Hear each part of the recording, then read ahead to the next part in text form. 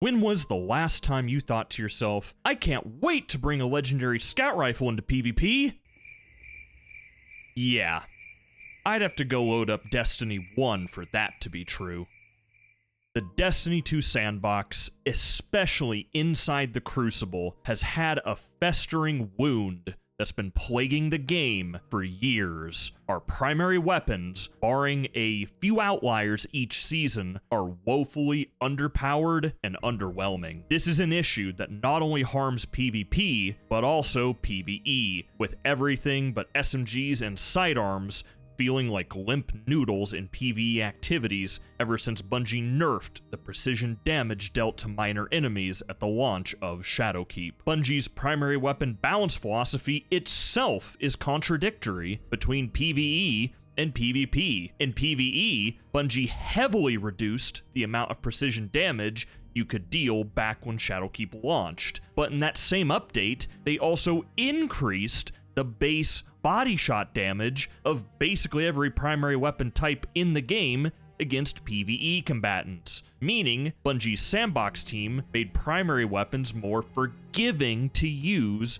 inside PvE, as the difference in damage between a body shot and a headshot is much smaller than it once was. On the other hand, inside PvP, primary weapons across the board are extremely unforgiving, with most weapons needing to hit almost all headshots to achieve a time to kill below 1 second. The best example of this being 140 RPM hand cannons, which have a 0.87 second time to kill if you land 3 headshots, but plummets to an abysmal 1.73 second time to kill if you hit all body shots instead. For most primary weapons, if your aim isn't perfect, it'll feel like you're still playing D2 Year 1 PvP, with double primaries and gameplay slow as molasses. And because of this lack of forgiveness, special weapons like Fellwinter's Lie and powerful abilities like Stasis are allowed to run rampant, because 99% of us,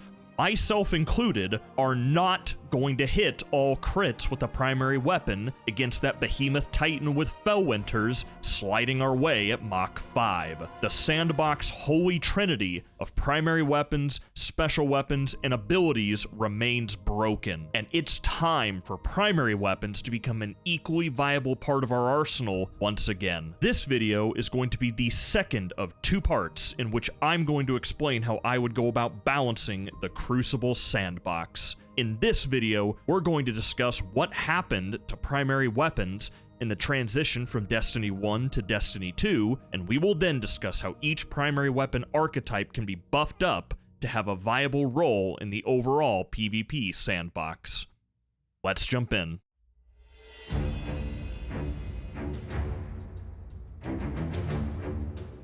Alright, it's time to dive into the primary weapon sandbox inside PvP. Simply put, primary weapons need a damage buff across the board. Not a buff to crit multipliers, but to base body shot damage. The main reason why special weapons are running so rampant in PvP is that for almost every single weapon archetype in the game, primary weapons do less body shot and crit shot damage than their Destiny 1 Year 3 counterparts. You may be wondering, why does body shot damage matter? Just click their heads, lol. Well, in a world where behemoth titans can start sliding towards you at Mach 5 with their Fellwinter out, you're likely going to miss a headshot or two while furiously backpedaling or jumping away from the ice monkey. Body shot damage, and more importantly body shot time to kill, is the main indicator of how effective a primary weapon is against a special weapon. And in Destiny 2, the body shot damage of most primary weapons is terrible. Let me show you a chart of the body shot time to kill of the main primary weapons in Destiny, both for the first game and for Destiny 2. On this chart, the blue bars are the body shot time to kills for Destiny 1, and the orange bars are the body shot time to kills for Destiny 2. On this chart, the lower the bar, the better that weapon is, as it indicates a faster time to kill. And what's remarkable about this chart is that it lets us almost immediately pinpoint the current primary weapon meta in Destiny 2. You see 120 RPM hand cannons? Yeah, they have an identical body shot TTK in Destiny 2 to what they had in Destiny 1. You can also see high-impact pulse rifles like the Messenger distinguish themselves, as these weapons not only have a blazingly fast 0.67 second optimal time to kill, but they also have a very forgiving body shot TTK as well. You can also see what I think is the sleeper meta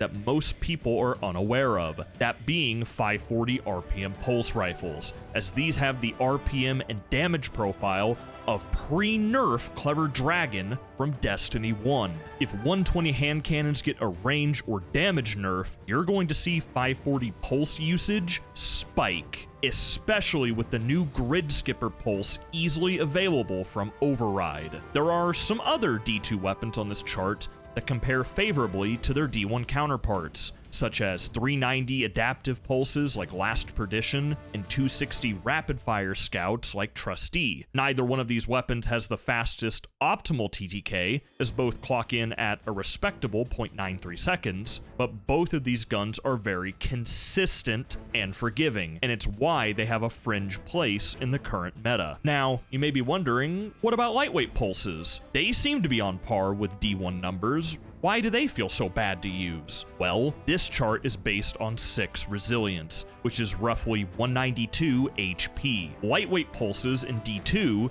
do 16 damage per shot to the body, and with 4 bursts, which is 12 shots, that is a total of 192 damage, which is exactly where 6 resilience sits. That means if you're even an inch out of range, or the player has higher resilience, you need a 5th burst, which means you're likely dead. So really, lightweight pulses are the one big deception on this chart, and they need help as well. Now, we can take a look at why the majority of our primary weapons in Destiny 2 feel like limp noodles. There isn't a more egregious offender in the PvP sandbox of low body shot damage than 140 RPM hand cannons. These do a pathetic 47 damage to the body and have a body shot time to kill of 1.73 seconds, whereas in Destiny 1, they did 57 damage to the body and had a body shot time to kill of 1.3 seconds. It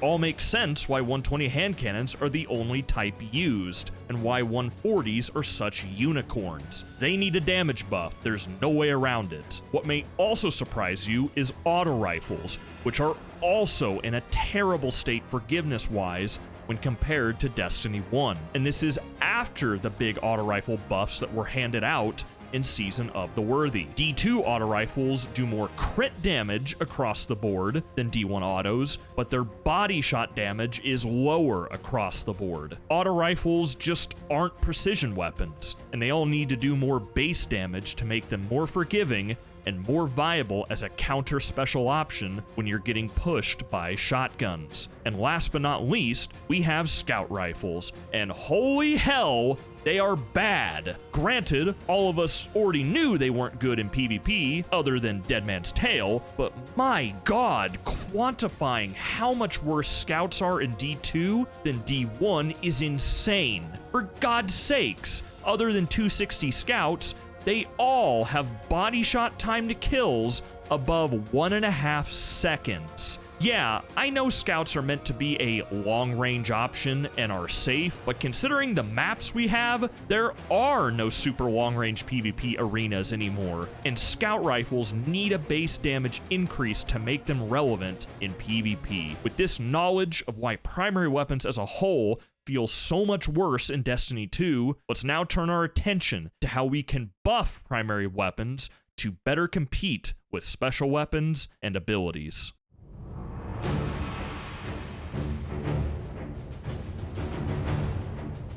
With that overview of the primary weapon sandbox out of the way, the next question becomes, how do we fix this? Or more importantly, how do we fix this without breaking the PvP sandbox? Let's take a deep dive into scout rifles, hand cannons, pulse rifles, and auto rifles, and discuss what the damage profiles of all these weapons should be in a balanced PvP sandbox. First off, let's take a look at scout rifles. Rapid-fire scouts are in a great place right now, and are one of the few primary weapon archetypes that don't need any changing. On the other hand, let's look at lightweight scout rifles. In D1, these did 57 damage per crit and 38 damage per body, killing in 0.9 seconds with 3 crits 1 body. They also had a body shot TTK of 1.5 seconds. In D2, they do 54 per crit and 31 per body, allowing for an identical 0.9 second optimal TTK, but a terrible 1.8 second body shot time to kill. I would raise the damage profile of 200 RPM scouts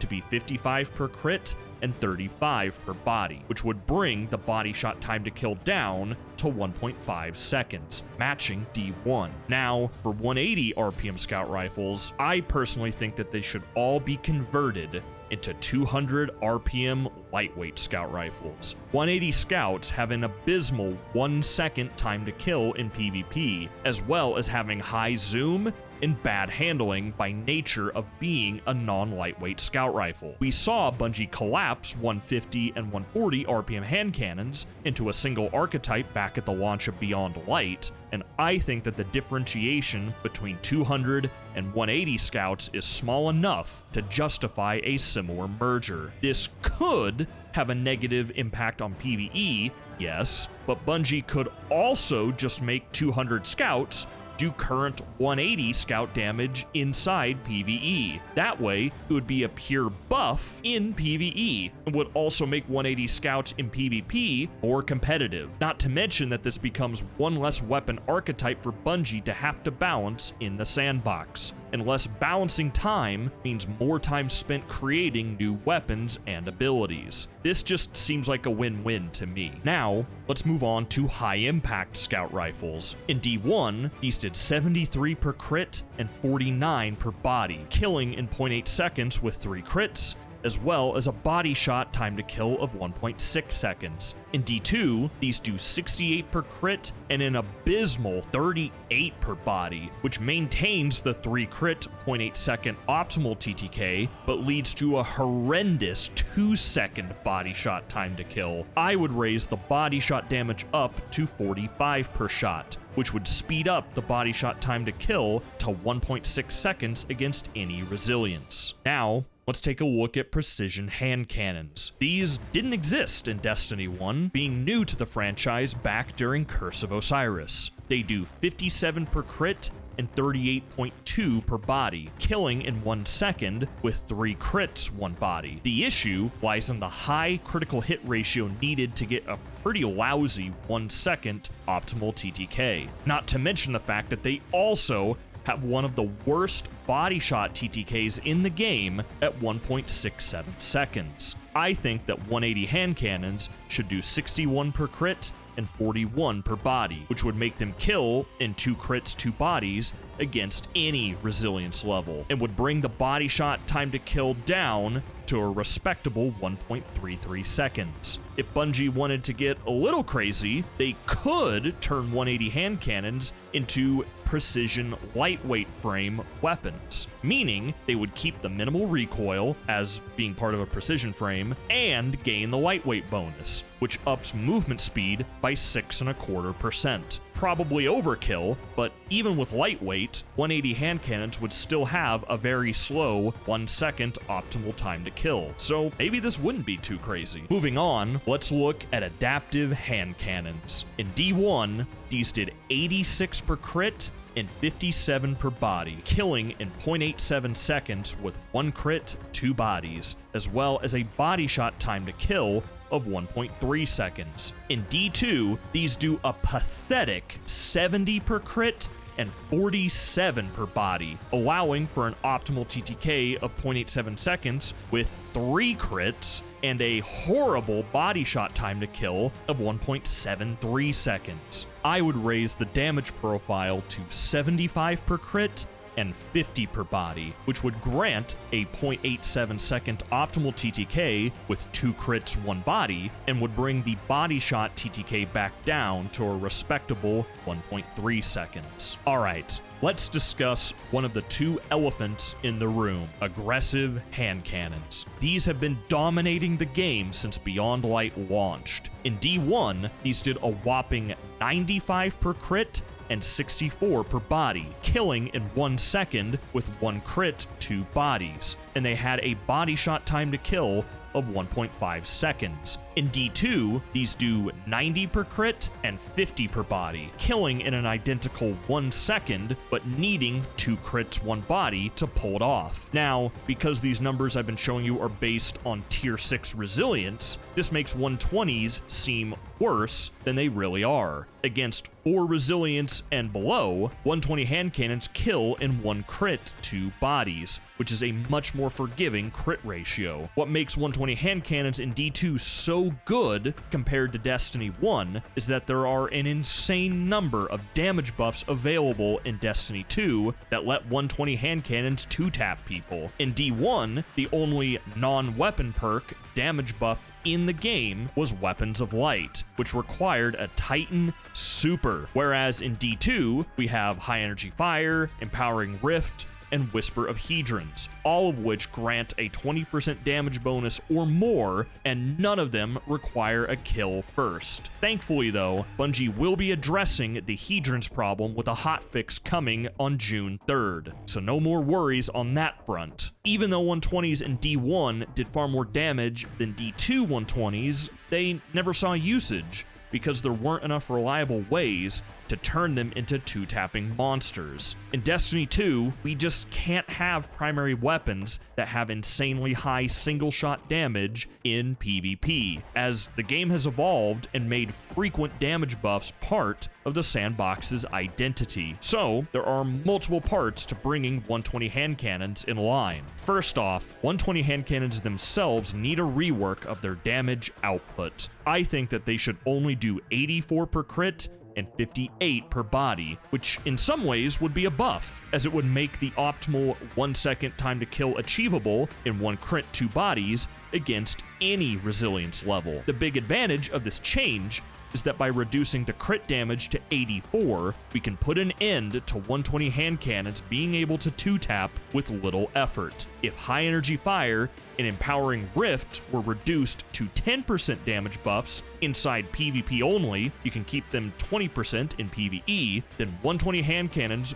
would do 92.4 damage per crit, which is 184.8 damage with 2 shots, which means that a 2-tap becomes impossible against even minimum resilience players. The only way to 2-tap with a 120 hand cannon would become Kill Clip or Rampage 2x or more, which is much harder to pull off and is much more balanced. And last but not least, 120 hand cannons should not be able to roll with rangefinder. These hand cannons can get to 40 meters of range just by having a range stat of 90 or more. You shouldn't be able to push beyond 40 meters with a hand cannon. Otherwise, there's no place for pulse rifles and scout rifles to exist. I would have all 120 hand cannons with rangefinder replaced with a new perk, similar to how Quick Draw was removed from Fellwinter and Astral Horizon and replaced with Surplus. Now, for the other elephant in the room, I'm looking at you, Dead Man's Tale. At a minimum, I would reduce its crit damage in PvP to 83, down from its current 84. Doing this means DMT also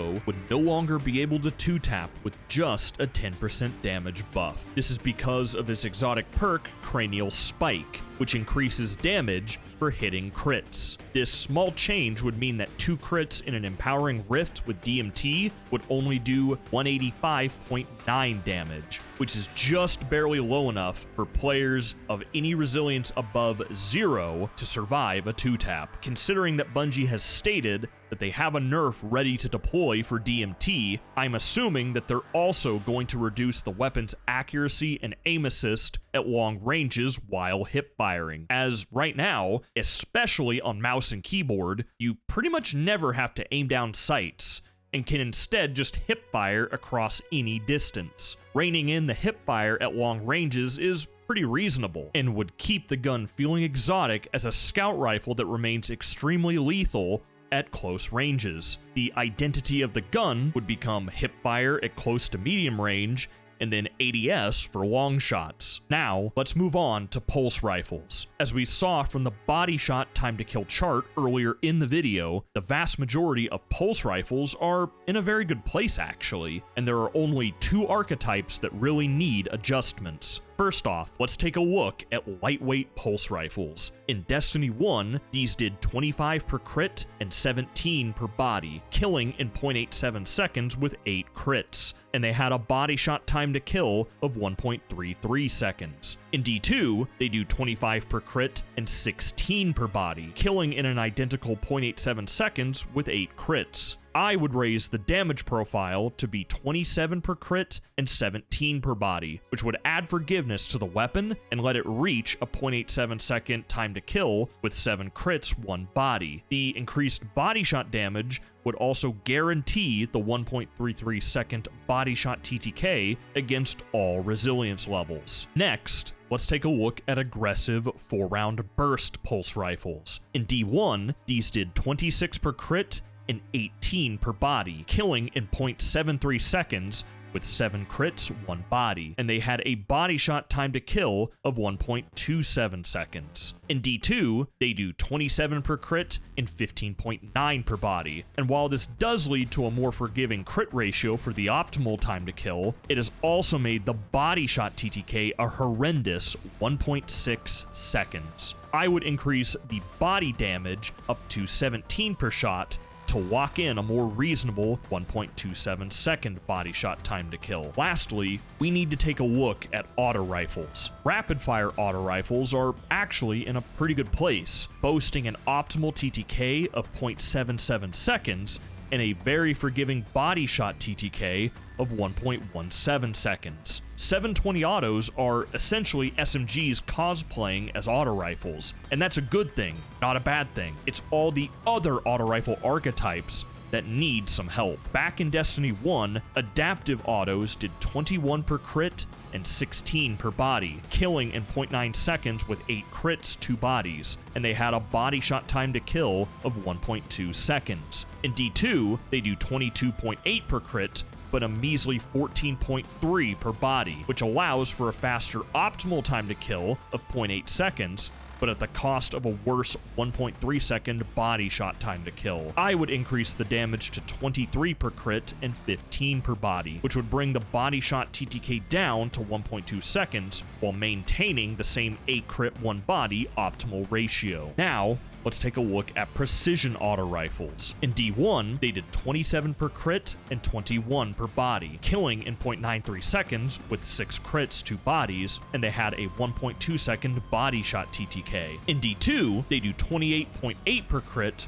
but only 18 per body, which grants a fantastic 0.8 seconds optimal TTK with 7 crits, but a poor body shot time to kill of 1.33 seconds. I think that changing the damage profile to 29 per crit and 20 per body would fix this archetype, as it would bring the body shot TTK down to 1.2 seconds, but also not make the optimal time to kill any easier to achieve. Last but not least, let's take a look at high impact auto rifles. In D1, these did 35 per crit and 27 per body, killing in 0.83 seconds with 5 crits, 1 body, while also maintaining a fantastic 1.17 second body shot TTK. In D2, they do 35.2 per crit, but a lousy 22 per body. And while the optimal time to kill remains at 0.83 seconds, the body shot time to kill has increased to 1.33 seconds. If we raised the body shot damage up to 25 per shot, high impact autos would be able to secure a 1.17 second body shot TTK once again. And finally, as for SMGs and sidearms, both of these are pseudo primary weapons with time to kills ranging from 0.5 to 0.8 seconds optimally, with most of these weapon types hitting a body shot time to kill of 1 second flat. If you changed anything about these weapon types, it'd be slightly more range, and that's about it. Otherwise, they become too good to use and make normal primary weapons like autos, pulses, scouts, and hand cannons obsolete. If you don't believe me, look back in time to Destiny 1 Year 3. We don't want to relive the dominance of sidearms over everything. And just like that, we've come to the end of another video. Hopefully you guys all enjoyed this latest installment and how we can continue to evolve Destiny 2 with all the buffs to the main primary weapon archetypes that I discussed in this video, combined with the changes to the special ammo economy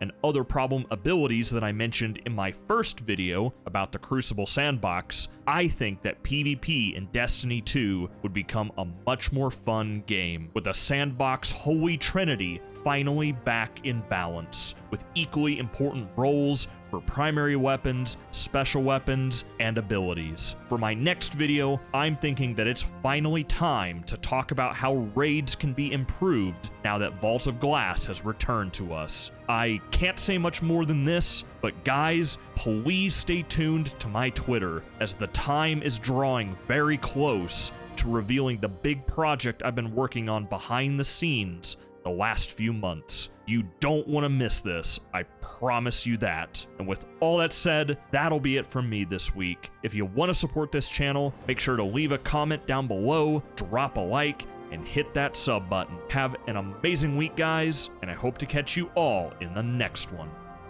This has been your host, Kuj. Cheers.